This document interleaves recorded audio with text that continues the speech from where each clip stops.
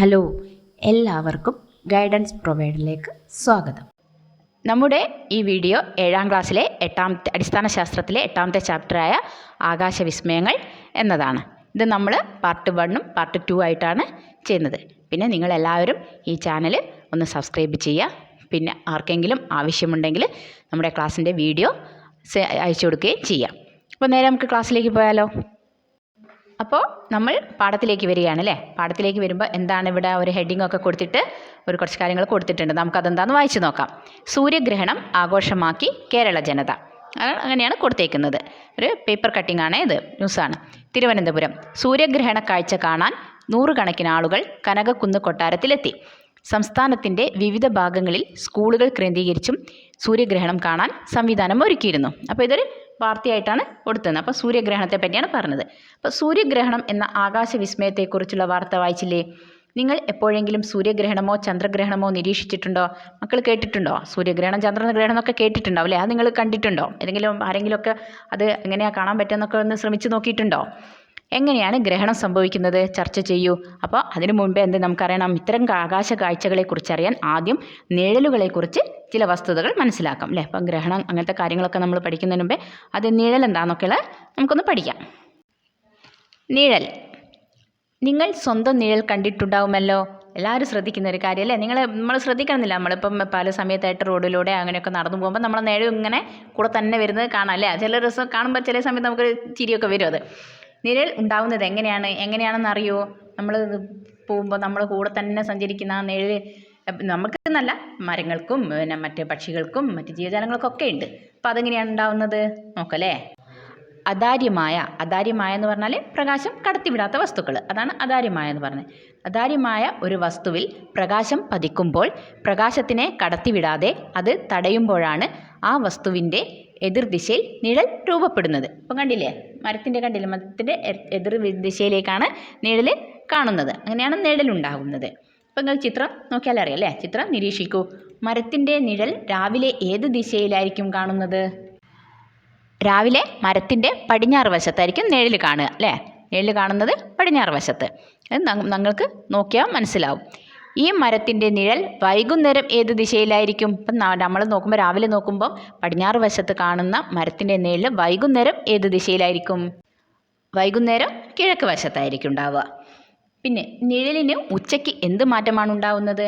അപ്പം രാവിലെ പടിഞ്ഞാറ് വശത്ത്, വൈകുന്നേരം കിഴക്ക് വശത്ത്. ഇനി ഉച്ച സമയമില്ലേ, അപ്പോൾ ഉച്ച സമയം ഏത് ഭാഗത്തായിരിക്കും ഈ മരത്തിൻ്റെ നിഴലുണ്ടാവുക? എങ്ങനെയായിരിക്കും? ഉച്ചയ്ക്ക് മരത്തിൻ്റെ നേരെ താഴെയായിരിക്കും നിഴലുണ്ടാവുക. മരത്തിൻ്റെ അടിയിൽ തന്നെ. മാത്രമല്ല മരത്തിൻ്റെ ആകൃതിയിൽ നിന്ന് നിഴലിൻ്റെ ആകൃതിക്ക് നല്ല വ്യത്യാസവും ഉണ്ടായിരിക്കും. അത് മക്കൾ നോക്കിയാൽ മനസ്സിലാവാൻ പറ്റും. ഈ കിഴക്ക് ഭാഗത്തും പടിഞ്ഞാറ് വശത്തും ഉണ്ടാകുമ്പം മരത്തിൻ്റെ ആകൃതി തന്നെയാണ് നിഴലുണ്ടാകുന്നത്. അപ്പം ഉച്ച സമയത്ത് മരത്തിൻ്റെ നേരെ താഴെ തന്നെയാകുമ്പോൾ അതിൻ്റെ ആകൃതിയിലും കുറച്ച് വ്യത്യാസമൊക്കെ ഉണ്ടായിരിക്കും. ഓരോ സമയത്തും മരത്തിൻ്റെ നിഴലിൻ്റെ വലിപ്പത്തിനും ദിശയ്ക്കും ഉണ്ടാകുന്ന മാറ്റം ശാസ്ത്രപുസ്തകത്തിൽ എഴുതുക. അത് നിങ്ങൾ നിരീക്ഷിച്ചിട്ട് അത് എങ്ങനെയാണെന്നൊക്കെ ഉള്ളത് നിങ്ങളുടെ പുസ്തകത്തിൽ എഴുതണേ. പിന്നെ നിഴൽ നോക്കി ചിത്രത്തിൽ സൂര്യൻ്റെ സ്ഥാനം എവിടെയാണെന്ന് വരച്ചു ചേർക്കുക. അപ്പം ഒരു വെളിച്ചം കിട്ടണമല്ലേ. അപ്പം ഇത് സൂര്യപ്രകാശത്തിലാണ് നടക്കുന്നത്. അപ്പം അതിൻ്റെ സൂര്യൻ്റെ സ്ഥാനം ഈ നിഴൽ നോക്കി, ഈ ചിത്രത്തിൻ്റെ നിഴൽ നോക്കിയിട്ട് ഏത് സ്ഥാനത്തായിരിക്കും ഉണ്ടാവുക? ഇതാ കണ്ടില്ലേ, ഇതവിടെ വരച്ച് വെച്ചിട്ടുണ്ട്, ചേർത്ത് വെച്ചിട്ടുണ്ട്. ഇതിപ്പം അവിടെ സൂര്യൻ ഉള്ളത് കൊണ്ട് അതിൻ്റെ നേരെ എതിർവശത്താണ് മരത്തിൻ്റെ നിഴൽ വന്നത്. ഒരു വസ്തുവിന് എപ്പോഴും ഒരേ ആകൃതിയിലുള്ള നിഴലാണോ ഉണ്ടാകുന്നത്? നമുക്കത് അതിൻ്റെ ഒരു ചെറിയ പരീക്ഷണം ചെയ്തു നോക്കാം എങ്ങനെയാണെന്നുള്ളത്. ഒരു വള ചിത്രം ഇവിടെ കാണുന്നില്ലേ മക്കൾ? ചിത്രം കാണുന്നുണ്ടാവും അല്ലേ. 1, 2, 3 പറഞ്ഞ് ചിത്രം കാണുന്നുണ്ട്. അപ്പോൾ അത് വെച്ച് നോക്കാം നമുക്ക്. ഒരു വള ചിത്രം 1-ൽ കാണുന്ന രീതിയിൽ പിടിച്ച് അതിനു നേരെ ടോർച്ച് പ്രകാശിപ്പിക്കൂ. ഭിത്തിയിൽ പതിക്കുന്ന നിഴലിൻ്റെ ആകൃതി നിരീക്ഷിക്കൂ. ചിത്രം 2-ലും 3-ലും കാണുന്ന രീതിയിൽ വള പിടിച്ച് ടോർച്ച് പ്രകാശിപ്പിച്ചു നോക്കൂ. 3 സന്ദർഭങ്ങളിലും ഭിത്തിയിൽ പതിയുന്ന നിഴലുകളുടെ ആകൃതി ഒരുപോലെയാണോ? അല്ല, വ്യത്യാസമുണ്ടായിരിക്കും കേട്ടോ. എന്തായാലും അതിന് വ്യത്യാസമുണ്ട്. അപ്പം നിങ്ങളിത് വീട്ടിൽ നിന്ന് നിങ്ങൾക്ക് ചെയ്തു നോക്കാവുന്നതേ ഉള്ളൂ. അപ്പം നിങ്ങൾക്ക് എന്താ വ്യത്യാസം കാണുന്നതെന്ന് മനസ്സിലാക്കി വെക്കുക. അപ്പോൾ അത് ചെയ്തു നോക്കണേ. അപ്പോൾ നമ്മൾ അത് ചെയ്തു അല്ലേ. അത് ചെയ്തതിന് ശേഷം ഇതുപോലെ തന്നെ ശാസ്ത്രകിറ്റിൽ നിന്ന് താഴെ പറയുന്ന വസ്തുക്കൾ ഉപയോഗിച്ച് പരീക്ഷണം ചെയ്തു നോക്കാം. അപ്പോൾ എന്തൊക്കെയാണ് സാമഗ്രികളുള്ളത്?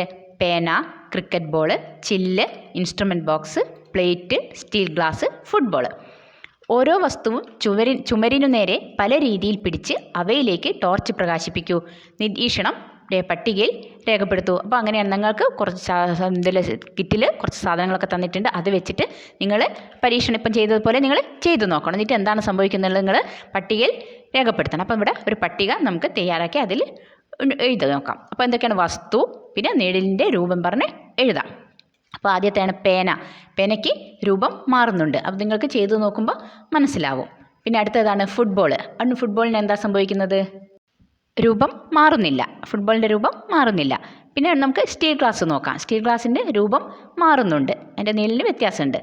പിന്നെ ചില്ലിന് നിഴലില്ല. ചില്ല് നമ്മൾ വെച്ച് നോക്കുമ്പോൾ എന്താണ് നമുക്കതിന് നിഴൽ കിട്ടുന്നില്ല. അപ്പം ഇത് നിങ്ങൾ ഒന്ന് ചെയ്തു നോക്കണം കേട്ടോ. പിന്നെന്താണുള്ളത്? പട്ടിക വിശകലനം ചെയ്യൂ. എല്ലാ വസ്തുക്കൾക്കും നിഴൽ ഉണ്ടാകുന്നുണ്ടോ? നമ്മളിപ്പം എഴുതിയ പട്ടികയിൽ അതായത് നല്ലോണം വിശകലനം ചെയ്ത് നോക്കുക. അപ്പോൾ എല്ലാത്തിനും നിഴൽ ഉണ്ടാകുന്നുണ്ടോ എന്നാണ് ചോദിക്കുന്നത്. ഇല്ല, എല്ലാ വസ്തുക്കൾക്കും നിഴൽ ഉണ്ടാകുന്നില്ല. നമ്മൾ ചില്ല് വെച്ച് ചെയ്തപ്പം കണ്ടില്ല, അതിന് നിഴൽ കിട്ടുന്നില്ല. നിഴൽ രൂപപ്പെടുന്നത് പ്രകാശ സ്രോതസ്സിൻ്റെ ഏത് വശത്താണ്? എപ്പോഴും എതിർവശത്തായിരിക്കും. ഏതാണോ വസ്തു ഉള്ളത് അതിൻ്റെ എതിർവശത്തായിരിക്കും നിഴൽ ഉണ്ടാകുന്നത്. എപ്പോഴും ഒരേ ആകൃതിയിൽ നിഴൽ രൂപപ്പെടുന്നത് ഏതെല്ലാം വസ്തുക്കൾ ഉപയോഗിച്ചപ്പോഴാണ്? ഒരേ രീതിയിൽ എങ്ങനെ വെച്ച് നോക്കിയാലും നിഴൽ ഒരേ രീതിയിൽ തന്നെ കിട്ടുന്നത് ഏതൊക്കെ വസ്തുക്കൾ ഉപയോഗിച്ചിട്ടാണ്? ഫുട്ബോളും ക്രിക്കറ്റും. ഇതൊക്കെ നിങ്ങൾ വീട്ടിൽ നിങ്ങൾക്ക് ചെയ്തു നോക്കാവുന്നതേ ഉള്ളൂ. എല്ലാത്തിനും നിങ്ങൾക്ക് അതിന് കറക്റ്റായിട്ടുള്ള ഉത്തരവും കിട്ടും. നിഴലും പ്രകാശവും. എല്ലാ അതാര്യ വസ്തുക്കൾക്കും നിഴലുണ്ട്. പ്രകാശ സ്രോതസ്സിൻ്റെ എതിർദിശയിലായിരിക്കും നിഴൽ രൂപപ്പെടുന്നത്. നമ്മളിപ്പം പറഞ്ഞു കഴിഞ്ഞു അല്ലേ? ഗോളാകൃതിയിലുള്ള വസ്തുക്കൾക്ക് മാത്രമേ എപ്പോഴും വൃത്താകൃതിയിലുള്ള നിഴൽ ഉണ്ടാവുകയുള്ളൂ. ചിത്രം നിരീക്ഷിത്. അവിടെ ഒരു ചിത്രം തന്നിട്ടുണ്ട്. നിങ്ങൾ ഒരാളുടെ ചിത്രമാണ് അത്, അതിൻ്റെ നിഴലും. ചിത്രം നിരീക്ഷിച്ച് നിങ്ങളുടെ നിഴലിൻ്റെ വ്യത്യസ്ത രൂപങ്ങൾ ഉണ്ടാക്കാൻ ശ്രമിച്ചു നോക്കൂ. അപ്പോൾ ഇയാൾ ചെയ്തതുപോലെ പല രീതിയിലൊക്കെ നിന്നിട്ട് വ്യത്യസ്തമായ നിഴലുകൾ നിങ്ങൾക്ക് ഉണ്ടാക്കാൻ കഴിയും. ഒക്കെ ഒന്ന് ചെയ്തു നോക്കുക കേട്ടോ. ആകാശഗോളങ്ങളുടെ നിഴൽ. ഭൂമിയും ചന്ദ്രനും മറ്റ് ആകാശഗോളങ്ങളും അതാര്യ വസ്തുക്കളാണല്ലോ. ഇവയ്ക്ക് നിഴൽ ഉണ്ടാവുമോ? തീർച്ചയായും ഇവയ്ക്ക് നിഴലുണ്ടാകും. ഭൂമിക്കും ചന്ദ്രനും മറ്റ് ആകാശഗോളങ്ങൾക്കൊക്കെ നിഴലുണ്ടാകും. പ്രകാശ സ്രോതസ്സായ സൂര്യൻ വളരെ വലുതാണെന്നും ഭൂമി സൂര്യനെ അപേക്ഷിച്ച് വളരെ ചെറുതാണെന്നും നാം പഠിച്ചിട്ടുണ്ടല്ലോ അല്ലേ? അത് നിങ്ങൾക്ക് ആദ്യം അറിയുന്ന കാര്യമല്ലേ അല്ലേ? സൂര്യപ്രകാശം ഭൂമിയിലെത്തുന്നതിൻ്റെ രേഖാചിത്രം നിരീക്ഷിക്കൂ. ഇവിടെ ഒരു രേഖാചിത്രം തന്നിട്ടുണ്ട്. ഇതിൽ സൂര്യനുണ്ട്, ഭൂമിയുണ്ട്, ഭൂമിയുടെ നിഴലൊക്കെ ഉണ്ട്. ഭൂമി സൂര്യപ്രകാശത്തെ കടത്തിവിടാത്തതിനാൽ മറുഭാഗത്ത് നിഴൽ ഉണ്ടാകുമല്ലോ അല്ലേ? സൂര്യപ്രകാശത്തെ കടത്തിവിടാത്ത വസ്തുക്കൾക്കൊക്കെ നിഴലുണ്ടാകും. അപ്പോൾ മറുഭാഗത്ത് നിഴലും ഉണ്ടാകും ഭൂമിയുടെ. അപ്പോൾ ഭൂമിയുടെ നിഴൽ രൂപപ്പെടുന്ന ഭാഗം ചിത്രത്തിൽ എ എന്ന് ഷെയ്ഡ് ചെയ്തിരിക്കുന്നത് നിരീക്ഷിക്കുക. ഇവിടെ നമ്മൾ എ എന്ന് കാണുന്നുണ്ട് അല്ലേ? ഒരു നിഴലിങ്ങനെ ഇവിടെ ഷെയ്ഡ് ചെയ്ത് കറുത്തതിൽ ഷെയ്ഡ് ചെയ്ത് കാണുന്നുണ്ട്. അതിന് എ എന്നും കൊടുത്തിട്ടുണ്ട്. ഇവിടെ അതിൻ്റെ അടുത്ത് കാണുന്നത് ഭൂമിയാണ്. ഭൂമിയുടെ ചിത്രമാണ്. പിന്നെ ബാക്കി അങ്ങോട്ട് ഭൂമിയുടെ നിഴലാണ്. ഭൂമിയുടെ നിഴലിൻ്റെ ആകൃതി നോക്കൂ. കോൺ ഐസ്ക്രീം കപ്പ് പോലെ തോന്നുന്നില്ലേ അല്ലേ? നമ്മളെ കോൺ ഐസ്ക്രീം ഇല്ലേ, അതിൻ്റെ കപ്പ് പോലെയാണുള്ളത് അല്ലേ? ഒരു മുന്നിൽ വീതി കൂടിയിട്ടും താഴോട്ട് വീതി കുറഞ്ഞു വരുന്ന ഒരു പോയിന്റ് പോലെയായിട്ട് നിൽക്കുന്നതാണ് ഉള്ളത്. ഭൂമിയുടെ നിഴലുമായി ബന്ധപ്പെട്ട് ഇപ്പോൾ നിങ്ങൾ മനസ്സിലാക്കിയ വസ്തുക്കൾ എന്തൊക്കെയാണ്? എന്തൊക്കെ നമുക്ക് മനസ്സിലാവും? ഭൂമി ഒരു അതാര്യ വസ്തു ആയതിനാൽ നിഴൽ രൂപപ്പെടുന്നു അല്ലേ? പ്രകാശം കടത്തിവിടാത്തൊരു വസ്തു ആയതിനാൽ എന്താണ്? അതിന് നിഴലുണ്ട്. സൂര്യന് എതിർദിശയിലായിരിക്കും എപ്പോഴും ഭൂമിയുടെ നിഴൽ രൂപപ്പെടുന്നത്. അത് നമുക്ക് മനസ്സിലാക്കാൻ കഴിയും. അകലേക്ക് പോകുന്തോറും ഭൂമിയുടെ നിഴൽ ചെറുതായി ഇല്ലാതാകുന്നു അല്ലേ? ദൂരോട്ട് പോകുന്തോറും ഇങ്ങനെ നിങ്ങൾ കാണുന്നില്ലേ, കോണ് പോലെ വന്ന് പിന്നെ അത് ഒരു പോയിൻ്റായിട്ട് നിൽക്കുകയാണ് ചെയ്യുന്നത്. അപ്പോൾ അങ്ങനെയാണ് നിഴൽ വരുന്നത്. അപ്പോൾ ഭൂമിയുടെ നിഴലിൻ്റെ ആകൃതി എങ്ങനെയാണെന്ന് മനസ്സിലായല്ലോ. ഭൂമിയുടെ നിഴൽ രൂപപ്പെടുന്ന ഭാഗത്ത് പകലായിരിക്കുമോ രാത്രിയായിരിക്കുമോ? എന്താ നിങ്ങൾക്ക് മനസ്സിലായത്? ഇത് വെച്ചിട്ട് നിങ്ങൾക്ക് എന്തായിരിക്കും മനസ്സിലായത്? ഭൂമിയുടെ നിഴൽ വരുന്നിടത്ത് പകലായിരിക്കും രാത്രിയായിരിക്കുമോ? കണ്ടാൽ നമുക്കറിയാലേ, രാത്രിയായിരിക്കും. രാത്രി തന്നെയായിരിക്കും. അവിടെ ഇരുട്ടല്ലേ കാണുന്നത്? നിഴൽ രേഖപ്പെടുത്തിയ ഭാഗത്ത് ഇരുട്ടാണുള്ളത്. അപ്പോൾ എപ്പോഴും രാത്രിയായിരിക്കും. നിങ്ങളുടെ ഇങ്ങനത്തെ കാര്യങ്ങളൊക്കെ നിങ്ങൾ ടീച്ചറുമായിട്ട് ചർച്ച ചെയ്ത് നിങ്ങളുടെ ഊഹം ശരിയാണോ തെറ്റാണോ എന്നൊക്കെയുള്ള ടീച്ചറുമായിട്ടൊക്കെ ചർച്ച ചെയ്ത് നിങ്ങളത് മനസ്സിലാക്കി വെക്കുക. ചിത്രം നിരീക്ഷിക്കൂ. ഇവിടെ ചിത്രം തന്നിട്ടുണ്ട് അല്ലേ? കുറച്ച് ആകാശഗോളങ്ങളുടെ ചിത്രങ്ങളാണത്. എല്ലാ ആകാശഗോളങ്ങളുടെയും വലിപ്പം ഒരുപോലെയാണോ? അല്ലല്ലേ, വ്യത്യാസമുണ്ട്. നമുക്ക് ഇവിടെ കണ്ടാൽ തന്നെ മനസ്സിലാകും. വെറും ചെറുതും വലുതുമായ ആകാശഗോളങ്ങൾ ഉണ്ട്. വലിപ്പ വ്യത്യാസം അനുസരിച്ച് അവയുടെ നിഴലിൻ്റെ വലിപ്പത്തിലും വ്യത്യാസം ഉണ്ടാകുന്നു അല്ലേ? അവരുടെ നിഴലും വ്യത്യാസമായിരിക്കും അല്ലേ? വലിപ്പം വ്യത്യാസമാകുന്നതിനനുസരിച്ച് നിഴലും വ്യത്യാസമുണ്ട്. അതിവിടെ രേഖപ്പെടുത്തി വെച്ച് നമുക്ക് മനസ്സിലാക്കാം. ചന്ദ്രനും ഇതുപോലെ നിഴൽ ഉണ്ടാവില്ലേ? തീർച്ചയായും ചന്ദ്രനും നിഴലുണ്ട്. ഒരു ആകാശഗോളത്തിൽ പ്രകാശം പതിയുന്ന ഭാഗത്ത് പകലും നിഴൽ ഉണ്ടാകുന്ന ഭാഗത്ത് രാത്രിയായിട്ട് അനുഭവപ്പെടുന്നത് അല്ലേ. നമുക്ക് രാത്രി അനുഭവപ്പെടുന്ന എന്താണ്, നമുക്ക് ഭൂമിയിൽ നിഴൽ വരുന്നത് കൊണ്ടാണ് ആ സമയത്ത് രാത്രിയായി വരുന്നത്. അപ്പം വെളിച്ചം വരുന്ന സമയത്ത് സൂര്യപ്രകാശം നേരിട്ട് കിട്ടുന്നത് കൊണ്ടാണ് നമുക്ക് അവിടുന്ന് എന്തായിരുന്നു പകൽ അനുഭവപ്പെടുന്നത്. അപ്പം രാത്രിയും പകലും ഇങ്ങനെയാണ് വരുന്നത്. ഭൂമിയുടെ നിഴലിൽ ചന്ദ്രൻ. ചന്ദ്രൻ ഭൂമിയെ പരിക്രമണം ചെയ്യുന്ന ഗോളമാണെന്ന് നമുക്കറിയാം അല്ലേ, അത് നമുക്ക് മനസ്സിലായ കാര്യമാണ്. ചന്ദ്രൻ ഭൂമിയെ പരിക്രമണം ചെയ്യുമ്പോൾ ഭൂമിയുടെ നിഴലിൽ ചന്ദ്രൻ വരാൻ സാധ്യതയുള്ള സ്ഥാനം താഴെ പറയുന്നവയിൽ ഏതാണ്? ഇപ്പം ഇവിടെ 2 ചിത്രം തന്നിട്ടുണ്ട് അല്ലേ, ചിത്രം എ, ചിത്രം ബി എന്ന്. അപ്പോൾ ഒന്നെന്താണ്, ചന്ദ്രൻ സൂര്യനും ഭൂമിക്കും ഇടയിൽ വരുന്നു. രണ്ടാമത്തെ ചിത്രം ഏതാണ്, ഭൂമി സൂര്യനും ചന്ദ്രനും ഇടയിൽ വരുന്നു. അപ്പോൾ ഇവിടെ ചോദിച്ചെന്താണ്, ചന്ദ്രൻ ഭൂമിയെ പരിക്രമണം ചെയ്യുമ്പോൾ ഭൂമിയുടെ നിഴലിൽ ചന്ദ്രൻ വരാൻ സാധ്യതയുള്ള ഏത് ചിത്രമാണെന്നാണ് ചോദിച്ചത്. അത് നിങ്ങൾ കൂട്ടുകാരൊക്കെ ആയിട്ട് ചർച്ച ചെയ്തിട്ട് നിങ്ങളുടെ ശാസ്ത്രപുസ്തകത്തിൽ എഴുതണം. അപ്പം നമുക്ക് നോക്കാം എന്തൊക്കെ എഴുതാൻ പറ്റുന്നോ, ഏത് ചിത്രമാണെന്നൊക്കെ നമുക്കൊന്ന് നോക്കാം. അപ്പം ചിത്രം അത് ബി ആണ്, ചിത്രം ബി ആണ്. ഇത് ചന്ദ്രൻ ഭൂമിയെ പരിക്രമണം ചെയ്യുമ്പോൾ ഭൂമിയുടെ നിഴലിൽ ചന്ദ്രൻ വരുന്നത്, ആ ചിത്രം ബി ആണ്. അപ്പോൾ എന്താണ് അതിനെപ്പറ്റി നമുക്ക് എഴുതാൻ പറ്റുക, ഭൂമി സൂര്യൻ്റെയും ചന്ദ്രൻ്റെയും മധ്യത്തിൽ നേർരേഖയിൽ വരുമ്പോൾ സൂര്യപ്രകാശം ഭൂമിയുടെ ഒരു വശത്ത് പതിച്ച് മറുവശത്ത് നിഴൽ ഉണ്ടാകുന്നു.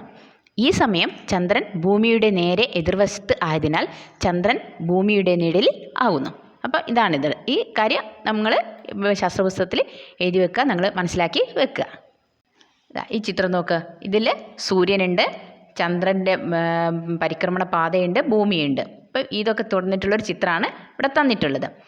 അപ്പം സൂര്യൻ, ഭൂമി എന്നീ ആകാശഗോളങ്ങളും ചന്ദ്രൻ്റെ പരിക്രമണ പാതയുമാണ് ഉള്ളത് ഈ ചിത്രത്തിൽ.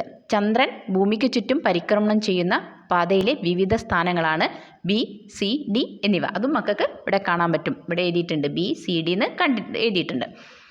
അപ്പോൾ ആ ചിത്രം നോക്കിയപ്പോൾ ഇവയിൽ ഏത് സ്ഥാനത്ത് എത്തുമ്പോഴാണ് ചന്ദ്രൻ ഭൂമിയുടെ നിഴലിൽ പ്രവേശിക്കുന്നത്? അപ്പോൾ ഈ ചിത്രം നോക്കിയാൽ നമുക്ക് മനസ്സിലാവും ഈ ബി, സി, ഡി എഴുതിയ ഏത് ഭാഗത്ത് എത്തുമ്പോഴാണ് ചന്ദ്രനെ കാണുന്നില്ലേ, അതാ ചന്ദ്രൻ്റെ ചിത്രവും ചെറുതായിട്ട് ഇവിടെ കൊടുത്തിട്ടുണ്ട്.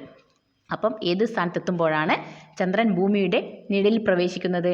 അതിവിടെ തന്നിട്ടുണ്ട് അല്ലേ, ബി എന്ന സ്ഥലത്തെത്തുമ്പോൾ ചന്ദ്രൻ ഭൂമിയുടെ നിഴലിലേക്ക് പ്രവേശിക്കുകയാണ് ചെയ്യുന്നത്. പിന്നെ ഏത് സ്ഥാനത്ത് എത്തുമ്പോഴാണ് ചന്ദ്രൻ പൂർണ്ണമായും ഭൂമിയുടെ നിഴലിൽ വരുന്നത്? മറ്റേ നിഴലിലേക്ക് പ്രവേശിക്കുന്നേ ഉള്ളൂ. പൂർണ്ണമായും ഭൂമിയുടെ നിഴലിൽ ചന്ദ്രൻ എത്തുന്നത് ഏത് സ്ഥലത്തെത്തുമ്പോഴാണ്? സി അല്ലേ, സി എന്ന് പറഞ്ഞ സ്ഥാനത്തെത്തുമ്പോഴാണ് ഭൂമിയുടെ നിഴലിൽ ചന്ദ്രൻ പൂർണ്ണമായും എത്തുന്നത്. ഇവിടെ കാണുന്നുണ്ട് അല്ലേ, ഭൂമിയുടെ നിഴൽ നിങ്ങൾ കാണുന്നില്ലേ, കോൺ ഐസ്ക്രീമിൻ്റെ കപ്പ് പോലെ ഉള്ള അതിൽ സി നേരിയ ഭാഗത്താണ് ചന്ദ്രൻ ആ ചുവന്ന ഇതിൽ കാണുന്നത്. അത് ഭൂമിയുടെ പൂർണ്ണമായ നിഴലാണ്, അതിൻ്റെ ഉള്ളിലാണ് ചന്ദ്രനുള്ളത്. അത് സി ആണ്. പിന്നെ ചന്ദ്രൻ ഭൂമിയുടെ നിഴലിൽ നിന്ന് പൂർണ്ണമായും പുറത്തെത്തുന്ന സ്ഥാനം ഏതാണ്? അപ്പോൾ അതിങ്ങനെ അതിനെ സഞ്ചരിച്ചു കൊണ്ടിരിക്കുന്നതിനനുസരിച്ച് അപ്പോൾ ഭൂമിയുടെ നിഴലിൽ നിന്ന് പുറത്തും വരുന്നുണ്ട്. അതേതാണ്? അത് ഡി ആണ് അല്ലേ, ഡി. അതും മക്കൾക്ക് ഇതിൽ നോക്കിയാൽ മനസ്സിലാവും. ഡി എന്ന സ്ഥാനത്തെത്തുമ്പോഴേക്കും ചന്ദ്രൻ പുറത്തേക്ക് കടന്നു, നിഴലിൻ്റെ പുറത്തേക്ക് കടന്നു. മുകളിലെ ചിത്രത്തിൽ സൂര്യപ്രകാശം പതിയുന്ന ചന്ദ്രൻ്റെ ഭാഗമാണ് ഭൂമിക്ക് അഭിമുഖമായി വരുന്നത്. ഈ ചിത്രത്തിൽ സൂര്യപ്രകാശം പതിയുന്ന ചന്ദ്രൻ്റെ ഭാഗമില്ലേ, അത് നിങ്ങൾക്ക് ചിത്രം കണ്ടാൽ മനസ്സിലാവും. അത് ഭൂമിക്ക് അഭിമുഖമായിട്ടാണ് വരുന്നത്. ഈ ദിവസം ഭൂമിയിൽ നിന്ന് ചന്ദ്രനെ കാണാൻ സാധിക്കും. ഈ ഭൂമിയിൽ നിന്ന് നമ്മൾ നോക്കുമ്പോൾ നമുക്ക് എന്താ പറ്റും? ചന്ദ്രനെ കാണാൻ പറ്റും. എന്നാൽ സി എന്ന സ്ഥാനത്തെത്തുമ്പോൾ, സി എന്ന സ്ഥാനത്തെത്തുമ്പോൾ ഭൂമിയുടെ നിഴലിലെത്തുമ്പോൾ, പൂർണ്ണമായും ഭൂമിയുടെ നിഴലിലെത്തുമ്പോൾ ചന്ദ്രനെ കാണാൻ കഴിയില്ലല്ലോ. ചന്ദ്രനെ കാണാൻ കഴിയുമോ? ഭൂമിയുടെ നിഴലിലായിപ്പോയില്ലേ ചന്ദ്രൻ. അപ്പോൾ ഭൂമിയിൽ നോക്കിയാൽ കാണാൻ പറ്റുമോ? ഇല്ല. എന്തുകൊണ്ട്? ഭൂമിയുടെ നിഴലിൽ ചന്ദ്രൻ വരുന്നത് കൊണ്ടല്ലേ അങ്ങനെ സംഭവിക്കുന്നത്. അപ്പം ഭൂമിയുടെ നിഴലിൽ ചന്ദ്രൻ വരുന്ന ആ സമയത്ത് നമുക്ക് ഭൂമിയിൽ നിന്ന് ചന്ദ്രനെ നോക്കിയാൽ കാണില്ല. മറ്റേ നമ്മൾ ആദ്യം പറഞ്ഞ ഭൂമിക്ക് അഭിമുഖമായി വരുന്ന സമയത്ത് ചന്ദ്രൻ എത്തുമ്പോൾ സൂര്യപ്രകാശം പതിയുന്ന ചന്ദ്രൻ്റെ ഭാഗത്ത് ഭൂമിക്ക് അഭിമുഖമായി വരുന്നേരം നമുക്ക് എന്ത് കാണാൻ പറ്റും? ചന്ദ്രനെ ഭൂമിയിൽ നിന്ന് നോക്കിയാൽ കാണാൻ പറ്റും. ചന്ദ്രഗ്രഹണം, ലൂണാർ എക്ലിപ്സ്. ചന്ദ്രൻ ഭൂമിയെ പരിക്രമണം ചെയ്യുമ്പോൾ ചില സമയങ്ങളിൽ ഭൂമി സൂര്യനും ചന്ദ്രനും ഇടയിൽ നേർരേഖയിൽ വരുന്നു. അപ്പം ചന്ദ്രൻ ഭൂമിയെ പരിക്രമണം ചെയ്യുന്നുണ്ടല്ലോ അല്ലേ, അപ്പോൾ ഈ സമയത്ത് ഭൂമി സൂര്യനും ചന്ദ്രനും ഇടയിൽ വരുന്നു, നേർരേഖയിൽ വരുന്നു.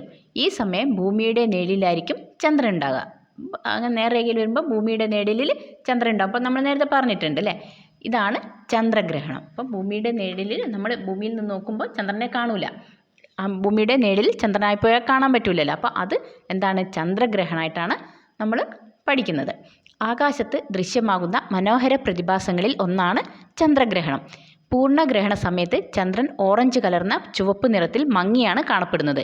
ഇനി വരുന്ന ചന്ദ്രഗ്രഹണം നിങ്ങളെല്ലാവരും മറക്കാതെ നിരീക്ഷിക്കുമല്ലോ. അപ്പോൾ അതിന് കളറും വരുന്നുണ്ട് അല്ലേ, നല്ല ഭംഗിയുള്ള കളറാണ് പറയുന്നത്. ചന്ദ്രൻ ഓറഞ്ച് കലർന്ന ചുവപ്പ് നിറത്തിൽ മങ്ങിയാണ് കാണപ്പെടുന്നത്. അപ്പോൾ ഇനി ചന്ദ്രഗ്രഹണം വരുമ്പോൾ നമുക്ക് ഒന്ന് നിരീക്ഷിച്ച് നോക്കാം അല്ലേ.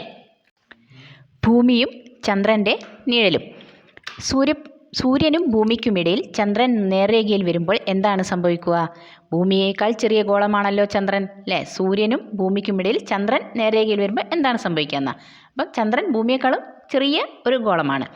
ചന്ദ്രൻ്റെ നിഴലിന് ഭൂമിയെ പൂർണ്ണമായും മറയ്ക്കാൻ സാധിക്കുമോ? ചന്ദ്രൻ ചെറുതല്ലേ, അപ്പം അത് മുഴുവനായിട്ട് ഭൂമിയെ ചന്ദ്രൻ്റെ നിഴലിന് മറയ്ക്കാൻ പറ്റുമോ? ഇല്ലല്ലേ.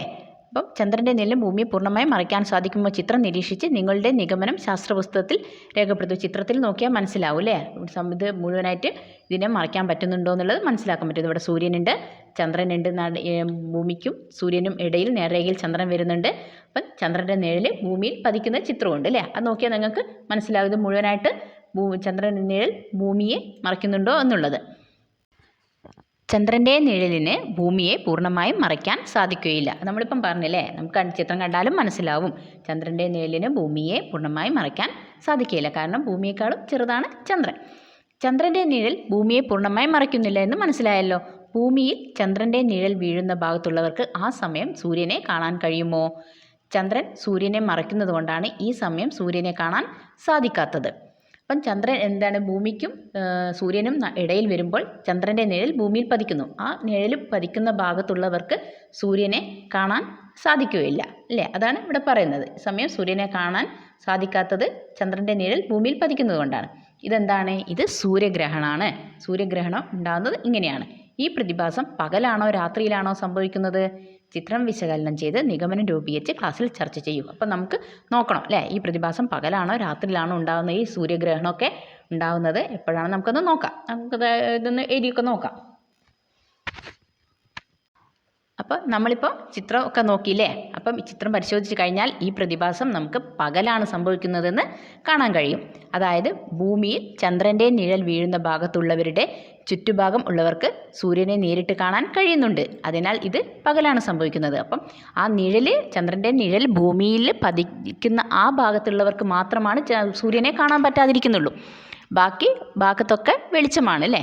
ആ വെളിച്ചം അവിടെയുള്ളവർക്കൊക്കെ സൂര്യനെ കാണാൻ പറ്റും. അപ്പോൾ ഇത് പകലാണ് സംഭവിക്കുന്നത് നമുക്ക് മനസ്സിലാക്കാൻ കഴിയും. അപ്പം സൂര്യഗ്രഹണം എന്താണെന്ന് പറയാം അല്ലേ. Solar Eclipse. ഭൂമിയെ പരിക്രമണം ചെയ്യുമ്പോൾ ചന്ദ്രൻ പൂർണ്ണമായി ഭൂമിക്കും സൂര്യനും ഇടയിൽ നേർരേഖയിൽ വരുന്നു. ഈ സമയം ചന്ദ്രൻ്റെ നിഴൽ ഭൂമിയിൽ വീഴുന്നു. ചന്ദ്രൻ്റെ നിഴൽ വീഴുന്ന പ്രദേശത്തുള്ളവർക്ക് ചന്ദ്രൻ്റെ മറവ് കാരണം സൂര്യനെ കാണാൻ സാധിക്കുകയില്ല. ഇതാണ് സൂര്യഗ്രഹണം. ചന്ദ്രൻ്റെ നിഴൽ വീഴുന്ന ഭൂപ്രദേശമുള്ളവർക്ക് മാത്രമാണ് സൂര്യഗ്രഹണം ദൃശ്യമാകുന്നത്. വിവിധ സൂര്യഗ്രഹണങ്ങളുടെ ചിത്രങ്ങൾ നോക്കൂ. ഇതപ്പോൾ ഇവിടെ 3 ചിത്രങ്ങൾ തന്നിട്ടുണ്ട്. ഇതൊക്കെ സൂര്യഗ്രഹണത്തിൻ്റെ ചിത്രങ്ങളാണ്. അപ്പോൾ ആദ്യത്തെ ഏതാണ്? പൂർണ്ണ സൂര്യഗ്രഹണത്തിൻ്റെ ചിത്രമാണ് തന്നത്. രണ്ടാമത്തേത് വലയ സൂര്യഗ്രഹണം, ഒരു വലയായിട്ട് വട്ടത്തിൽ കാണുന്നില്ലേ അല്ലേ. പിന്നെ മൂന്നാമത്തത് ഭാഗിക സൂര്യഗ്രഹണം, സൂര്യൻ പകുതി നമുക്ക് കാണാൻ പറ്റുന്നുണ്ട്. ഇത് 3 തരം സൂര്യഗ്രഹണമാണ്. അപ്പോൾ പൂർണ്ണ സൂര്യഗ്രഹണവും വലയ സൂര്യഗ്രഹണവും ഭാഗിക സൂര്യഗ്രഹണവും നമുക്ക് ഉണ്ടാവാറുണ്ട്. അങ്ങനെ പല സമയത്ത് എല്ലാ സമയത്തും നമുക്ക് പൂർണ്ണ സൂര്യഗ്രഹണമൊന്നും ഉണ്ടാവുന്നില്ല. പിന്നെ ഇങ്ങനെ വലയ സൂര്യഗ്രഹണം ഭാഗിക സൂര്യഗ്രഹണമൊക്കെ ഉണ്ട്. നൽകിയിരിക്കുന്ന ചിത്രം ഗ്രൂപ്പിൽ വിശകലനം ചെയ്ത് ഇവയുടെ സവിശേഷതകൾ ചർച്ച ചെയ്ത് ശാസ്ത്രപുസ്തകത്തിൽ എഴുതണം. അപ്പോൾ ഈ ചിത്രങ്ങളൊക്കെ വെച്ചിട്ട് ഇതിൻ്റെ ഓരോ ഗ്രഹണത്തിൻ്റെയും സവിശേഷതകൾ എന്തൊക്കെയാണെന്ന് നോക്കിയിട്ട് നമുക്കതൊക്കെ ഒന്ന് എഴുതാം. അപ്പോൾ ഒന്നാമത്തെ പൂർണ്ണ സൂര്യഗ്രഹണത്തെപ്പറ്റി നമുക്കൊന്ന് എഴുതി നോക്കാം. സൂര്യനെ നമുക്ക് കാണാൻ പറ്റാത്ത രീതിയിൽ പൂർണ്ണമായി ചന്ദ്രൻ സൂര്യനെ മറയ്ക്കുന്ന പ്രതിഭാസമാണ് പൂർണ്ണ സൂര്യഗ്രഹണം. അപ്പോൾ സൂര്യൻ നമുക്ക് തീരെ കാണാൻ പറ്റാത്ത രീതിയിൽ സൂര്യൻ്റെയും ഭൂമിയുടെ നടുവിൽ ചന്ദ്രൻ വന്നു നിൽക്കും. അതാണ് പൂർണ്ണ സൂര്യഗ്രഹണം. സൂര്യനും ഭൂമിക്കും ഇടയിൽ ചന്ദ്രൻ കൃത്യമായി സ്ഥാനം പിടിക്കുമ്പോഴാണ് ഇത് സംഭവിക്കുന്നത്. അപ്പം ഇങ്ങനെയാണ് പൂർണ്ണ സൂര്യഗ്രഹണം ഉണ്ടാകുന്നത്. അപ്പോൾ നമുക്കിനി അടുത്തത് എന്താണ്? വലയ സൂര്യഗ്രഹണത്തെ പറ്റിയാണ് നോക്കേണ്ടത്. വലയ സൂര്യഗ്രഹണം. ചന്ദ്രൻ സൂര്യനെ പൂർണ്ണമായി മറയ്ക്കാതെ ചന്ദ്രന് ചുറ്റും ഒരു അഗ്നിവളയം എന്ന് പറഞ്ഞാൽ ഒരു ജ്വലിക്കുന്ന ഒരു വളയം പോലെ അവശേഷിക്കുമ്പോൾ ഒരു വലയ സൂര്യഗ്രഹണം സംഭവിക്കുന്നു. ഒരു വലയ ഗ്രഹണ സമയത്ത് ചന്ദ്രൻ ഭൂമിയിൽ നിന്ന് ഏറ്റവും അകലെയാണ്. അപ്പം ആ സമയത്ത് ചന്ദ്രൻ ഭൂമിയിൽ നിന്ന് ഒരുപാട് അകലെയായിട്ടാണ് ഉണ്ടാവുക. വൃത്താകൃതിയിലുള്ള ഗ്രഹണങ്ങളെ പലപ്പോഴും റിംഗ് ഓഫ് ഫയർ, എന്താണ് റിംഗ് ഓഫ് ഫയർ, വൃത്താകൃതിയിലുള്ള ഗ്രഹണങ്ങൾ, അപ്പം റിംഗ് ഓഫ് ഫയർ ഗ്രഹണങ്ങൾ എന്നാണ് വിളിക്കുന്നത്. അപ്പോൾ ഇതും മനസ്സിലാക്കി വെക്കുക. അടുത്ത ഏതാണ്? ഭാഗിക സൂര്യഗ്രഹണമാണ്. ചന്ദ്രൻ സൂര്യൻ്റെ ഒരു ഭാഗം മാത്രം മൂടുമ്പോൾ ഭാഗിക ഗ്രഹണം സംഭവിക്കുന്നു. അപ്പം മുഴുവനായിട്ട് സൂര്യനെ മൂടുന്നില്ല, ചന്ദ്രൻ എന്താണ് കുറച്ച് മാത്രം സൂര്യനെ മൂടുന്നു, അപ്പോഴാണ് ഭാഗിക ഗ്രഹണം സംഭവിക്കുന്നത്. ഒരു ഭാഗിക സൂര്യഗ്രഹണം സംഭവിക്കുമ്പോൾ ചന്ദ്രൻ സൂര്യൻ്റെയും ഭൂമിയുടെയും മധ്യത്തിൽ വരികയും അതേസമയം നേർരേഖയിൽ അല്ലാതിരിക്കുകയും ചെയ്യുന്നു. അതുകൊണ്ടാണത് ഭാഗികമായിട്ട് സംഭവിക്കുന്നത്. നേർരേഖയിലല്ല വരുന്നത്, മധ്യത്തിലാണെങ്കിലും അത് നേർരേഖയിലല്ല വരുന്നത്. അപ്പോൾ അത് ഭാഗിക സൂര്യഗ്രഹണമായിട്ട് നമുക്ക് അനുഭവപ്പെടുന്നു. സൂര്യഗ്രഹണ നിരീക്ഷണം. പത്രങ്ങളിൽ സൂര്യഗ്രഹണവുമായി ബന്ധപ്പെട്ട് വരാറുള്ള വാർത്തകൾ ശ്രദ്ധിക്കുമല്ലോ. പത്രങ്ങളിലൊക്കെ സൂര്യഗ്രഹണമൊക്കെ വരുമ്പോൾ കാര്യമായിട്ട് തന്നെയാണ് വാർത്ത കൊടുക്കാറ്, നല്ല ഗംഭീരമായിട്ട് കൊടുക്കാറുണ്ട്. നിരീക്ഷണത്തിന് അനുയോജ്യമായ സ്ഥലവും പാലിക്കേണ്ട മുൻകരുതലുകളും വാർത്തകളിൽ വരാറുണ്ട്. അതിൽ എന്തൊക്കെയാണ് നമ്മൾ ശ്രദ്ധിക്കേണ്ടതെന്നും എവിടെ നിന്നാണ് നമ്മൾ കാണേണ്ട പറ്റുമെന്നൊക്കെയുള്ള കാര്യങ്ങളൊക്കെ പത്രങ്ങളിൽ ഉണ്ടാവാറുണ്ട്. സൂര്യഗ്രഹണം എങ്ങനെയെല്ലാം സുരക്ഷിതമായി നിരീക്ഷിക്കാം? താഴെ പറയുന്ന കുറിപ്പ് വായിച്ച് നിങ്ങളുടെ കണ്ടെത്തൽ ശാസ്ത്ര പുസ്തകത്തിൽ എഴുതൂ. അപ്പോൾ നിരീക്ഷണ മാർഗ്ഗങ്ങൾ എന്തൊക്കെയാണ് ഇതവിടെ ഒരു ബോക്സ് തന്നിട്ടുണ്ട്, നമുക്കതൊക്കെ ഒന്ന് വായിച്ചു നോക്കാം. ചന്ദ്രഗ്രഹണം നേരിട്ട് നിരീക്ഷിക്കാം. ചന്ദ്രഗ്രഹണം നമുക്ക് കുഴപ്പമില്ല, നമ്മൾ കണ്ണുകൊണ്ട് നേരിട്ട് നിരീക്ഷിക്കാം. എന്നാൽ സൂര്യഗ്രഹണം സുരക്ഷിത മാർഗ്ഗങ്ങളിലൂടെ അല്ലാതെ നിരീക്ഷിക്കുന്നത് കണ്ണിന് ഹാനികരമാണ്. സൂര്യഗ്രഹണം ഉള്ളപ്പോൾ നമ്മൾ എന്തായാലും അതിൻ്റെ രീതിയിൽ പാലിക്കേണ്ട മാർഗ്ഗങ്ങൾ ഉപയോഗിച്ചിട്ട് മാത്രമേ നിരീക്ഷിക്കാൻ പാടുള്ളൂ. അതല്ലെങ്കിൽ കണ്ണിന് വളരെ ദോഷം ചെയ്യും. അതിനാൽ ഫിൽറ്ററുകൾ ഉപയോഗിച്ചും വിവിധ രീതിയിൽ സൂര്യരശ്മികൾ പ്രതിഫലിപ്പിച്ചും മാത്രമേ സൂര്യഗ്രഹണം നിരീക്ഷിക്കാവൂ. ടെലിസ്കോപ്പ്, ബൈനോക്കുലർ എന്നിവയിൽ ഗുണമേന്മയുള്ള ഫിൽറ്ററുകൾ ഉപയോഗിച്ചും ഗ്രഹണം നിരീക്ഷിക്കാം. അലങ്കാരങ്ങൾക്ക് ഉപയോഗിക്കുന്ന ഗ്ലിറ്റർ പേപ്പറുകൾ, സുരക്ഷിതമല്ലാത്ത എക്സ്റേ ഫിലിമുകൾ എന്നിവ സൂര്യഗ്രഹണം നിരീക്ഷിക്കുന്നതിന് ഉപയോഗിക്കരുത്. ഇങ്ങനത്തെ സാധനങ്ങളൊന്നും ഉപയോഗിച്ച് സൂര്യഗ്രഹണം നിരീക്ഷിക്കരുത് കേട്ടോ. അതൊക്കെ നമുക്ക് വല്ലാണ്ട് കണ്ണിന് ദോഷം ചെയ്യും. അപ്പോൾ ഇവിടെ പറഞ്ഞ കുറച്ച് രീതികളുണ്ട് അല്ലേ, അങ്ങനത്തെ രീതികൾ ഉപയോഗിച്ച് മാത്രമേ സൂര്യഗ്രഹണം നിരീക്ഷിക്കാവൂ. അപ്പോൾ സൂര്യഗ്രഹണം സുരക്ഷിതമായ രീതിയിൽ നിരീക്ഷിക്കാനുള്ള ഒരു മാർഗ്ഗങ്ങൾ എന്തൊക്കെയാണെന്ന് നിങ്ങൾ കണ്ടെത്തി ശാസ്ത്രപുസ്തകത്തിൽ എഴുതാൻ പറഞ്ഞിട്ടുണ്ട് അല്ലേ, മക്കളോട് അങ്ങനെ എഴുതാൻ പറഞ്ഞിട്ടുണ്ട്. അപ്പോൾ അതെന്തൊക്കെയാണെന്ന് നമുക്കൊന്ന് എഴുതി നോക്കിയാലോ? എങ്ങനെയായിരിക്കും നല്ല സുരക്ഷിതമായ രീതിയിൽ സൂര്യഗ്രഹണം കാണാൻ പറ്റുക എന്നുള്ളത്? സൂര്യഗ്രഹണം സുരക്ഷിതമായി നിരീക്ഷിക്കാനുള്ള മാർഗ്ഗങ്ങൾ. അപ്പോൾ നമുക്കത് ഒരു ബോക്സൊക്കെ ആക്കിയിട്ട് നല്ല ഒരു വൃത്തിയിൽ എഴുതി നോക്കാം. സോളാർ ഫിൽറ്റർ കണ്ണടകൾ ഉപയോഗിക്കാവുന്നതാണ്. സോളാർ ഫിൽറ്റർ കണ്ണടകൾ ഉപയോഗിക്കാം. ടെലിസ്കോപ്പ്, ബൈനോക്കുലർ എന്നിവയിൽ ഗുണമേന്മയുള്ള സോളാർ ഫിൽറ്ററുകൾ ഉപയോഗിക്കാവുന്നതാണ്. പിന്നെ സൂര്യരശ്മികൾ പല രീതിയിൽ ഒരു സ്ക്രീനിൽ പ്രതിഫലിപ്പിച്ച് സൂര്യഗ്രഹണം നിരീക്ഷിക്കാവുന്നതാണ്. അപ്പോൾ ഇങ്ങനെയൊക്കെ പല മാർഗ്ഗങ്ങളുണ്ട്. ഇപ്പോൾ ഇങ്ങനെയൊക്കെ രീതിയിൽ നമുക്ക് ചെയ്താൽ നമുക്ക് കണ്ണിന് ദോഷമില്ലാത്ത രീതിയിൽ സൂര്യഗ്രഹണം നിരീക്ഷിക്കാൻ കഴിയും. ഇതൊക്കെ ഇവിടെ ഉണ്ട്, ചിത്രങ്ങളുണ്ട് അല്ലേ. സോളാർ ഫിൽറ്റർ കണ്ണടേൻ്റെ ഉണ്ട്, ടെലിസ്കോപ്പിൽ ഉപയോഗിക്കുന്ന സോളാർ ഫിൽറ്ററുകളുണ്ട്, പിന്നെ ടെലിസ്കോപ്പ് ഉപയോഗിച്ചുള്ള പ്രൊജക്ഷൻ രീതിയുണ്ട്, പിൻഹോർ പ്രൊജക്ടർ എന്ന് പറഞ്ഞല്ലേ, അതങ്ങനത്തെ കുറേ കാര്യങ്ങൾ ഇവിടെ ചിത്രം തന്നിട്ടുണ്ട്. ഇതൊക്കെ സൂര്യഗ്രഹണം നിരീക്ഷിക്കാൻ പറ്റിയ നല്ല മാർഗ്ഗങ്ങളാണ്. ഗ്രഹണം മുൻകൂട്ടി അറിയാം. അപ്പം ഗ്രഹണം അറിയാവുന്ന കാര്യങ്ങളെ പറ്റിയാണ് പറയുന്നത്. ഗ്രഹണം മുൻകൂട്ടി അറിയാൻ ഒട്ടേറെ സോഫ്റ്റ്വെയറുകളും ആപ്പുകളും ലഭ്യമാണ്. ഇത്തരം ആപ്പുകളോ സോഫ്റ്റ്വെയറുകളോ ഉപയോഗിച്ച് ഗ്രഹണം ഏറ്റവും മനോഹരമായി കാണാൻ കഴിയുന്നത് എവിടെ, ഏത് സമയത്താണ് എന്ന് നമുക്ക് മുൻകൂട്ടി കണ്ടെത്താം. കഴിഞ്ഞുപോയ ഗ്രഹണങ്ങളുടെ ദൃശ്യങ്ങൾ വീണ്ടും കാണാനും ഇവയിലൂടെ കഴിയും. അപ്പം നമുക്ക് ഗ്രഹണം എവിടെ നിന്ന് നന്നായിട്ട് കാണാൻ പറ്റും, എവിടെ നിന്ന് നന്നായിട്ട് അനുഭവപ്പെടുന്നൊക്കെ ഉള്ളതും പിന്നെ കഴിഞ്ഞുപോയ ഗ്രഹണങ്ങളുടെ ദൃശ്യങ്ങളൊക്കെ കാണാനൊക്കെയുള്ള സോഫ്റ്റ്വെയർ ആപ്പുകളൊക്കെ ഉണ്ട് കേട്ടോ. അപ്പോൾ ഈ പാഠത്തിൻ്റെ പാർട്ട് 1 ഇവിടെ കഴിഞ്ഞു. അപ്പോൾ നമ്മൾ കുറച്ച് കാര്യങ്ങൾ പഠിച്ചു അല്ലേ, സൂര്യൻ്റെയും ചന്ദ്രൻ്റെയും ഒക്കെ പറ്റിയുള്ള ഭൂമിയെ പറ്റിയുള്ള കുറച്ച് കാര്യങ്ങൾ പഠിച്ചു. ബാക്കിയുള്ള കാര്യങ്ങൾ നമുക്ക് അങ്ങോട്ട് പാർട്ട് 2 പഠിക്കാം. അപ്പോൾ നിങ്ങൾ ഈ ചാനൽ ആദ്യമായിട്ടാണ് കാണുന്നതെങ്കിൽ ഒന്ന് സബ്സ്ക്രൈബ് ചെയ്ത് കൂടെ നിൽക്കണേ. പിന്നെ ഈ വീഡിയോ ആർക്കെങ്കിലുമൊക്കെ ആവശ്യമുണ്ടെങ്കിൽ നിങ്ങളത് ഷെയർ ചെയ്ത് കൊടുക്കുകയും വേണേ. അപ്പോൾ നമുക്ക് കുറച്ച് കാര്യങ്ങൾ ഭൂമിയെ പറ്റിയും ചന്ദ്രനെ പറ്റി സൂര്യനെ പറ്റിയൊക്കെ പഠിക്കാനില്ല ഇനിയും. അപ്പോൾ അത് നമുക്ക് പാർട്ടിലൂടെ പഠിക്കാം കേട്ടോ. അപ്പോൾ അതുമായിട്ട് കാണാം.